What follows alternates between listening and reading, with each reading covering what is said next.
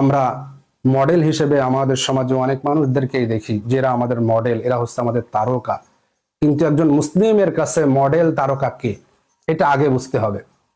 আমাদের মুসলিম যুবক যুবতী যারা আছে, ভাই এবং বোন, আপনাদেরকে বলবো যে আপনারা আপনাদের মডেল ঠিক করেন। যদি মডেলটা ঠিক করতে পারেন তাহলেই আপনার জীবনটা উপভোগ্য এবং আপনার জীবনটা শান্তি শৃঙ্খলায় বয়ে আনবে। আপনার জীবনটা হবে আল্লাহ সুবহানাহু ওয়া তাআলার আনুগত্যে, দাসত্বে এবং প্রকৃত সুখের আশায় আপনি ছুটবেন।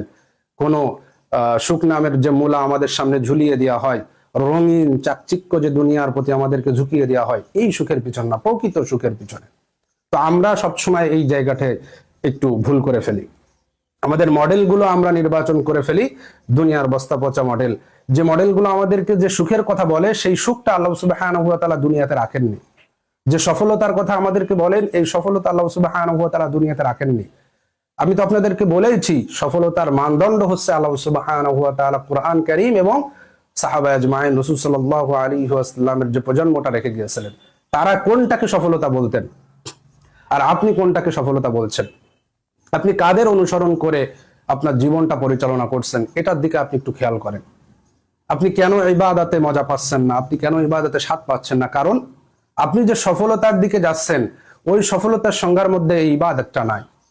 আপনি যখন কোনো একটা বিষয় অর্জন করতে যাচ্ছেন, একজন মানুষকে দেখে যে আমি তার মতো হব, আমি অমুকের মতো হব, আমি অমুক সেলিব্রিটির মতো হব, অমুক মডেলের মতো হব, তখন আপনাকে তারা নিয়ে যাচ্ছে এমন একটা দুনিয়ায়, যে দুনিয়ায় আল্লাহ সুবহানাহু ওয়া তাআলার কোনো আনুগত্য নেই, রাসূল সাল্লাল্লাহু আলাইহি ওয়াসাল্লামের কোনো সুন্নাহ নেই, কোনো কিছুই নেই।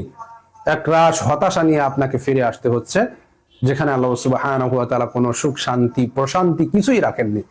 কিন্তু আপনার আদর্শ, আপনার মডেল যদি হতো সাহাবায়ে কেরাম, তাহলে আপনি সাহাবায়ে কেরামদের অনুসরণ করতেন। তারা কিভাবে আল্লাহ সুবহানাহু ওয়া তাআলার আনুগত্য করতো, কিভাবে রাসূল সাল্লাল্লাহু আলাইহি ওয়াসাল্লামের অনুসরণ তারা করতো, কিভাবে রাসূল সাল্লাল্লাহু আলাইহি ওয়াসাল্লামের কথায় সাথে সাথে তারা আমলগুলো করতো, এই বিষয়টা যখন আপনি পেতেন, আপনার অন্তরের মধ্যে প্রশান্তি ঢেলে দিতেন আল্লাহ সুবহানাহু ওয়া তাআলা।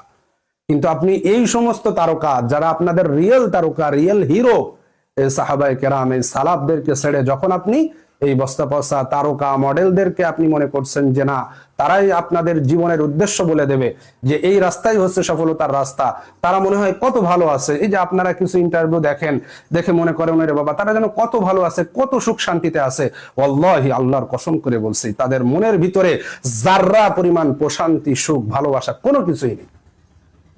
তারা যা করে সম্পূর্ণ এই ক্যামেরার সামনে সব।